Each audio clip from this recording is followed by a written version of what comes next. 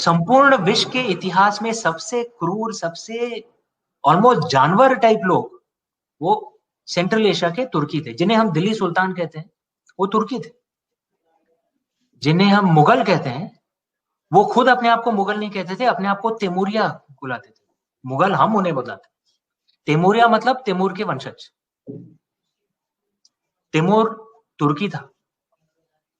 तैमूर ने 800 साल पहले संपूर्ण विश्व के दुनिया के 5% लोगों को मार डाला। सोचिए, 5% ऑफ द वर्ल्ड्स पॉपुलेशन। और उस जमाने में ना न्यूक्लियर बॉम्ब था, ना डायनामाइट था, ना मशीन गन था। तो लोगों को मारना था तो मतलब वो आसान काम नहीं था भाई। मतलब तलवार लेके सर काटना पड़ता था, छुरा झोंकना पड़ता था, आसान नहीं था। ऐसा नहीं कि न्यूक्लियर बॉम्ब फोड़ दिया और लाखों लोग मर गए। ऐसे माहौल में तैमूर ने पूरे दुनिया के 5% लोगों को मार डाला। और ये अपनी किताब में बड़े मतलब गर्व के साथ लिखते भी थे कि हमने इतने औरतों का बलात्कार किया, हमने इतने लोगों के सर काट के ये पिरामिड बना दिया। मतलब कैसे लोग। It's a matter of pride for them. सच्ची में। और सिर्फ भारत में नहीं, हर जगह किया इन्हें। सच्ची में बहुत ही क्रूर थे। लेकिन इनके बारे में सत्य तो हमें बताया नहीं जाता है। और मैं ये भी प्रश्न पूछता हूं कि अगर अंग्रेजों के राज को ईसाई राज नहीं कहा जाता है तो तुर्कियों के राज को इस्लामिक राज क्यों कहा जाता है? Very well said, very well said. Yes, I agree. ये मतलब, और जब मैं वापस आता हूं बॉलीवुड के पिक्चरों पर, अगर अंग्रेजों को दिखा रहे हैं तो किसी गोरे को दिखा देंगे, लेकिन रजिया सुल्तान को दिखाना है तो हेमा मालिनी खड़ी कर देंगे।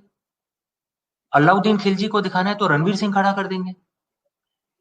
अकबर को दिखाना है तो ऋतिक रोशन या पृथ्वीराज कपूर जी को खड़ा कर देंगे। मतलब कहीं ना कहीं पीछे दिमाग में बिठा देंगे कि वो हिंदुस्तानी थे। भाई वो हिंदुस्तानी नहीं थे, वो सेंट्रल एशिया के थे। हमें वो चीनी दिखते। They would have looked Chinese to us. तो अगर रजिया सुल्तान को दिखाना था, हेमा मालिनी नहीं, किसी सेंट्रल एशियन को खड़ा करना था। अलाउद्दीन खिलजी हमें चीनी दिखता, चाइनीज दिखता हमें, क्योंकि वो सेंट्रल एशिया के थे, विदेशी थे। और बहुत ठीक है, अंग्रेजों के राज में भी कुछ लोग थोड़े शरीफ थे। बेंटिंग थोड़ा शरीफ था, लेकिन रॉबर्ट क्लाइव और डलहौजी बहुत ही क्रूर थे। वो तो हिटलर से भी परे थे। और अलाउद्दीन खिलजी मतलब वैसे लोग तो बाप रे, मतलब हिटलर से 100 गुना बदतर। एक तो हमें सिखाया गया है कि वो मतलब कहीं ना कहीं दिमाग में बिठा देते हैं कि वो हिंदुस्तानी थे। नहीं, हिंदुस्तानी नहीं थे भाई, विदेशी थे।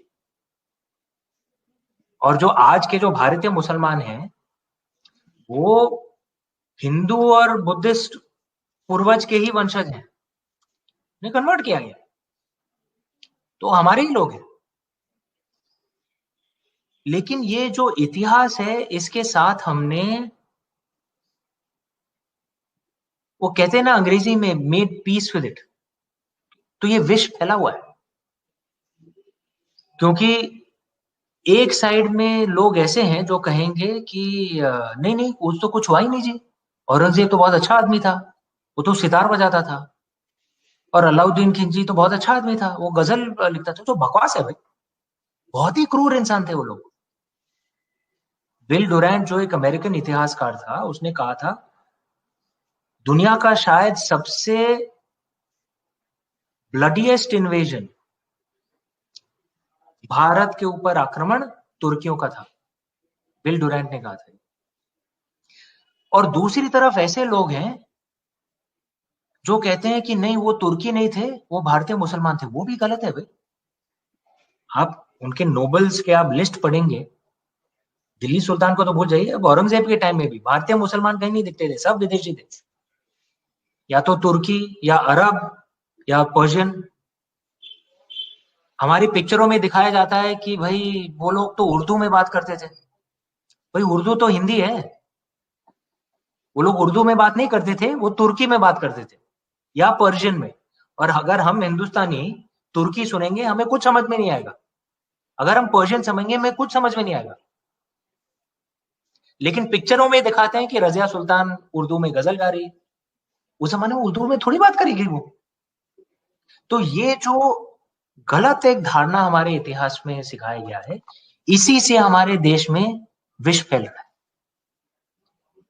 क्योंकि या तो हमें बताया जाता है कि नहीं कुछ हुआ ही नहीं, उनने कुछ मंदिर ध्वस्त नहीं किया, अरे दिखता है भाई हमें कितने पाप किए उन लोगों ने। या दूसरी तरफ कि वो भारतीय मुसलमान थे, नहीं भारतीय मुसलमान नहीं थे, वो विदेशी थे, मुसलमान थे लेकिन विदेशी थे, तुर्की थे। तो अगर ये सत्य पेश किया जाए तो शायद कई हद तक विष निकल आएगा हमारे समाज से।